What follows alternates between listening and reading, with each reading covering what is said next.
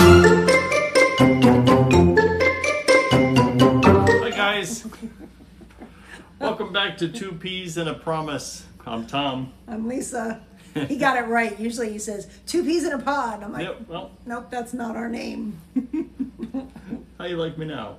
Practice makes perfect. But hey, we're just another Monday's here, and we want to talk a little bit about. First of all, hope your Christmas holiday and New Year was fantastic. Yeah, I can't believe it's 2026 already. That's kind of crazy. Yeah, did you stay awake till midnight? I think we did, but we fell asleep right after. Yeah, I don't think we intended to. It just happened to be that way, and then everybody started shooting off fireworks. So. Yeah, that's true. So. Oh well. Oh well. So the last time we talked, we told you the story of marriage. No thanks. Marriage versus dating. Forever. Yeah. Okay. If you missed that one, you can go back. You go back, yeah. To put it a little bit in perspective, Lisa wanted to get married. I was, what was I, 15 at the time? Oh, whatever. He wanted to date forever. I just wanted to date for, I wouldn't say forever. I just had other plans. Anyway, well, my plans were to graduate high school, join the Navy, and go on submarines. And a sidebar, and funny thing about God is I never joined the Navy. Or we're on a submarine. Or were on a submarine. My daughter, however, married a Navy person who is a sonar tech chief sonar tech. In the Navy, In the a Navy submarine. on a submarine. So, not to say I'm living like He is vicariously living through him, vicariously through him. but yeah, it's just kind of cool the way. I don't believe in coincidences. I just believe in God's great plans and His timing. So, anyway. Or he took pity on you and said, marry her. I'll give you a son-in-law who does that. Maybe that's what it was. Who knows? Anyway, we digress. We do. We kind of wanted to go back to the last time we talked. We mentioned that we had been dating for 2 or 3 years when the subject of marriage came up one night, and it kind of came up and quickly not really came to a head, because I don't even think it was like that. It was just an argument at it all, was just right. kind of like wow, this is weird, and why are we dating then if this isn't what's going to happen? So we kind of wanted to go back to that. And kind of expand on that. So I didn't mean to overstep you. Not at all. So we were talking about over the past couple of weeks. We talked about the fact that we mentioned when we dated. So we were 17, literally. He had just turned 17, and we've said before, I'm a little older. 5 months. He'll tell you 5 years, but that's not true. But so really, what can you do at 17?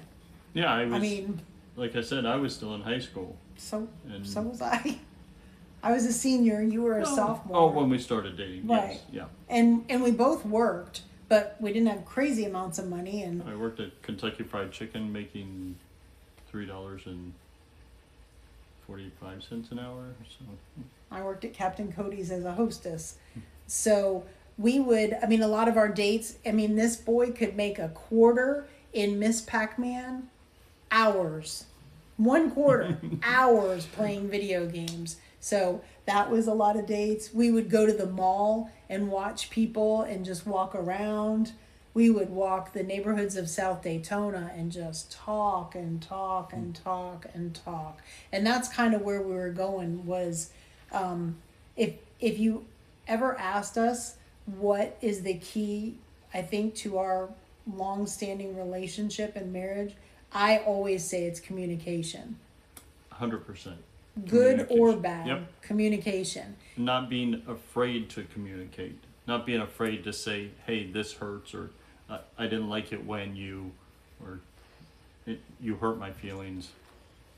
Anything, like it's good or Yeah, bad. good or bad. But we spent 5 years talking on the phone. We would be on the phone for hours. My parents would pick up the line and be like, wrap it up, and then hang up. So we talked about everything. And I think that's important that there really weren't too many subjects that came up. I was trying to think of them. I don't honestly, I mean, marriage as far as when it was going to happen, I just assumed it would. Maybe that would be something that was kind of a, we didn't really see that. I didn't see that coming. But aside from that, we literally talked about everything. Yeah. From, sure. Serious to funny to How what many do you kids think? do you want? And do you want kids? Where do you want to live? Right. What do you want to do when you grow up? What do you want to be? All of that. Family, I mean, upbringing, church. There was no subject that was off limits, really. Truly. So we kind of wanted to go back to that about dating and how important that is. But you had some thoughts about that, about dating and how it starts off, and we were laughing about the difference between a guy and a girl. Guys and girls think differently, and I think, Shocker. yeah, I think guys would agree with me that we are more of a visual kind of species. Okay. Where if we see somebody we're attracted to, we want to talk to them, and women, I think, are more emotionally driven. So guys would be visually driven. Girls, I think, are more emotionally driven. When, like we said in Mrs. Thomas's business math class, I saw Lisa and I was very attracted to her. She saw me, if she even saw me at all. But when she did see me, she saw a skinny pencil neck little sophomore that she was like, oh, yeah, he's quiet and weird. With little chicken legs. With little chicken legs and a long scrawny neck. You did. And a rat tail. I did have a rat tail. That was hip back then. It was. It was bleached and everything. And I had to, every morning, because my hair was really curly, digressed. My hair was really curly, so every morning I'd take the straight iron and iron it. Things you shouldn't admit to. But, so, I mean, I don't know. I can't honestly say, like, I remember meeting you, definitely. I'm not trying to be mean. I don't think I'm wired that way. Like, I didn't look at you and my jaw dropped and I thought, oh my gosh. But I remember vividly the one thing I would say that attracted me to you was you were so nice and you were funny once you got over being scared to talk to me, because I feel like in the beginning you were terrified of me, but you were funny and so nice. I mean, you still are. I think I was funny peculiar back then. Now I'm funny and make you laugh. No, you were funny and made me laugh, but you were, I mean, you weren't the surfer, you weren't the jock, well, you did surf. I shouldn't did surf, say that. but I wasn't in that crowd. Yeah, you weren't anything like that. You were just so nice. Always you were nice. You still are very nice person. So, and most people think he's funny. Sometimes the thing that, attracts you to someone kind of becomes the thing that annoys you. So sometimes he's funny and I'm like, okay, not funny. Line over. Back it up. But you are funny. Sometimes he's really, really funny, especially when he doesn't intend to be. That's when he's the funniest. Yeah. So She didn't find it humorous when I told everybody at work my wife was a 600-pound midget. And then I walked in And then- they all looked at me like, Oh, you're not fat. You are short, but you're not fat. yeah. Somehow I didn't find that amusing. No. But okay. So Anyway, right. So I would say that the reason we started dating was probably different. I mean, you were persistent and asked multiple times. you said no a few. I did. And because I really liked you as a friend, Right. you were super easy to talk to, and you listened really well, and you were super nice. So, but eventually we did start dating. Yes. And then I think one of the key things is to anybody watching that either is in that dating phase or I don't really know who watches, but I think it's important that when you date someone, I can't tell you that we did this because we were 17. Yeah, and but there, I wouldn't say we were in church or.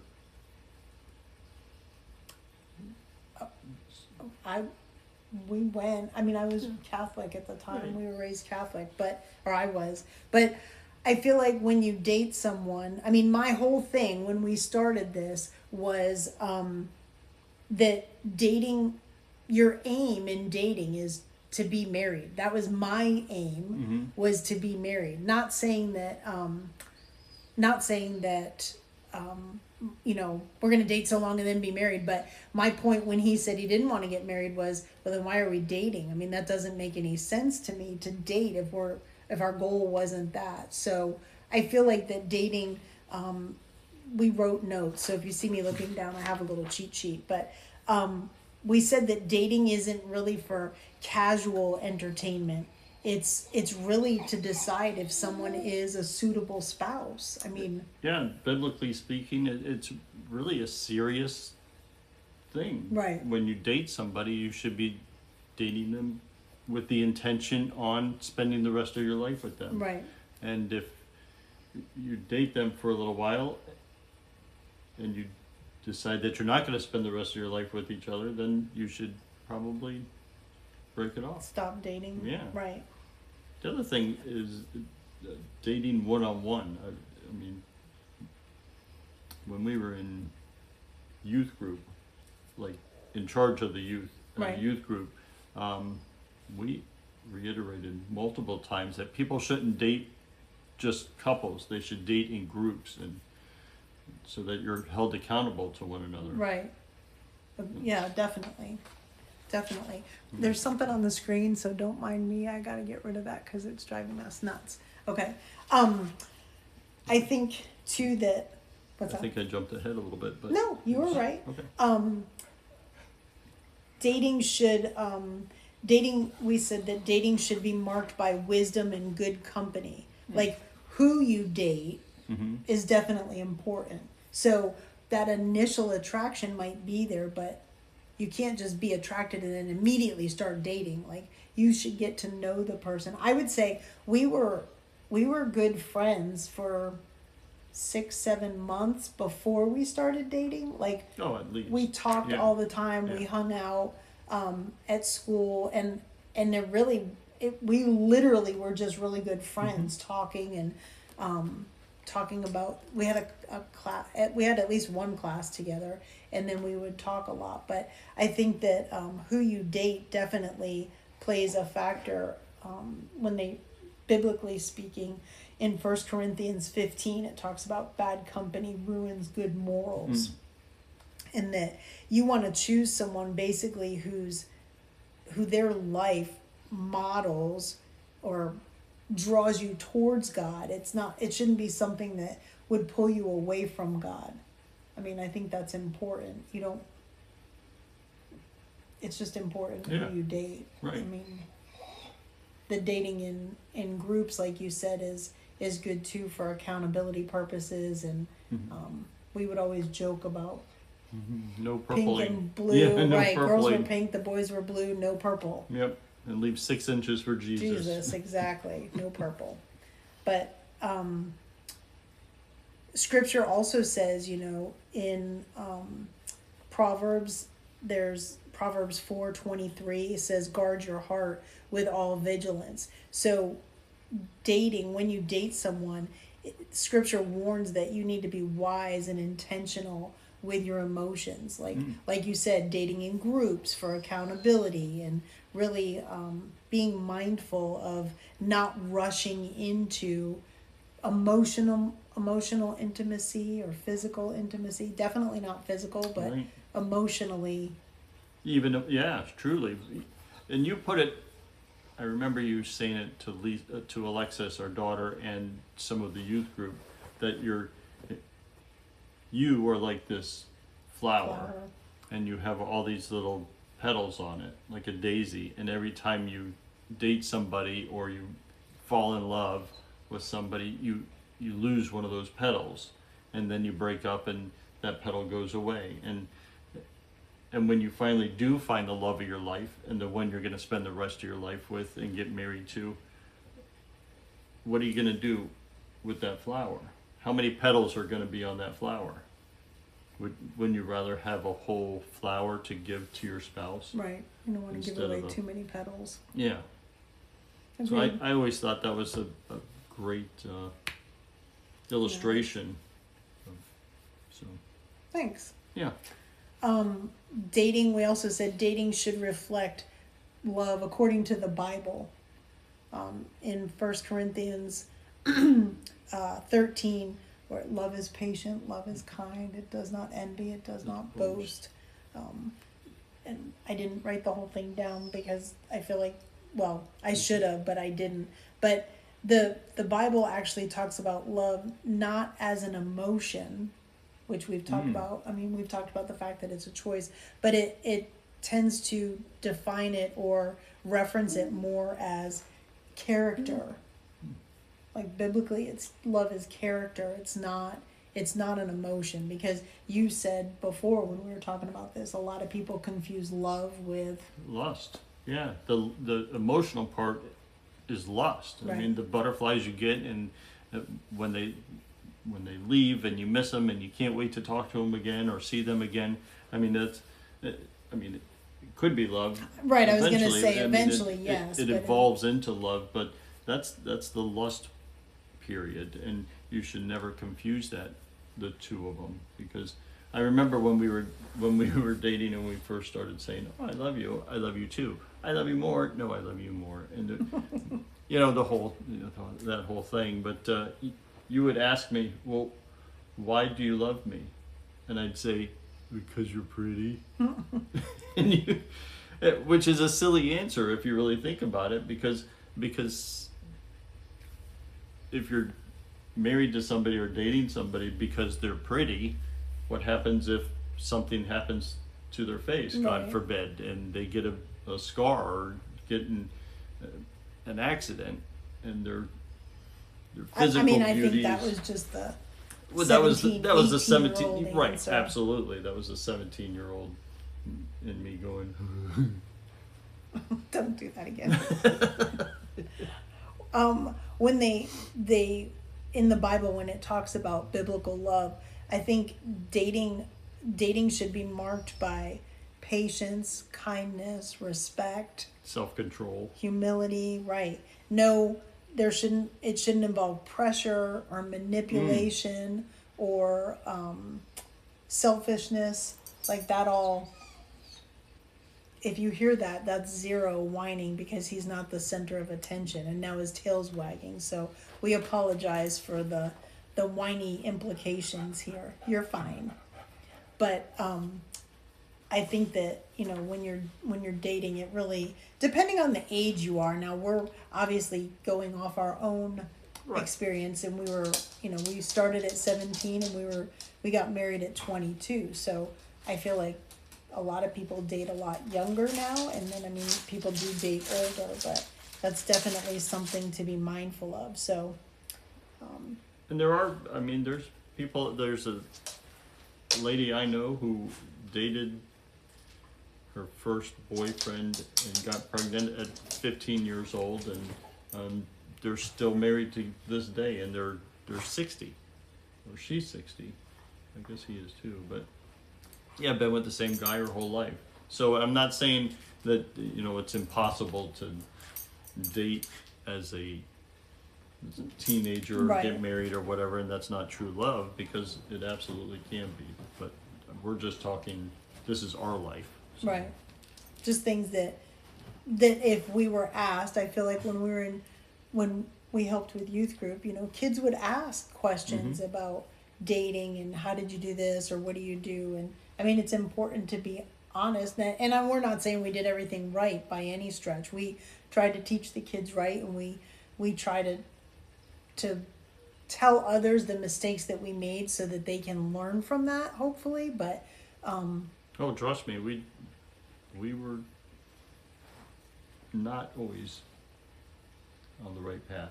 No, that's And- that's valid. I mean, yeah, please don't think for 1 second we're saying absolutely. we had it all together back when we were No, we- 17, and no, And even- we'll get there. We definitely will get there about Yeah, even some mess ups. right. Yeah, So even after we were married, and that sure. 7 We're a years work in after marriage, progress. right? Yeah, So far we said dating should aim towards marriage, or at least like spousal check. Are they suitable? Dating should be marked by who you date shapes your character. It should guard the heart. It should reflect biblical love from a biblical standpoint. And then the last point, because we know it's going to lead to something else, dating should be with someone who shares your faith. I think that's super important. I don't know that many people kind of would think or agree with us on that, but I think it's very important that either you share the same faith or you're willing to grow towards the same faith. right. I'm not saying, like you said before, it's not like I was atheist and you were Christian. And I don't know that I'm not saying that couldn't work. I'm just saying the challenges that would come with that would be much more difficult than if you had someone who was raised Baptist and someone raised Catholic. Right.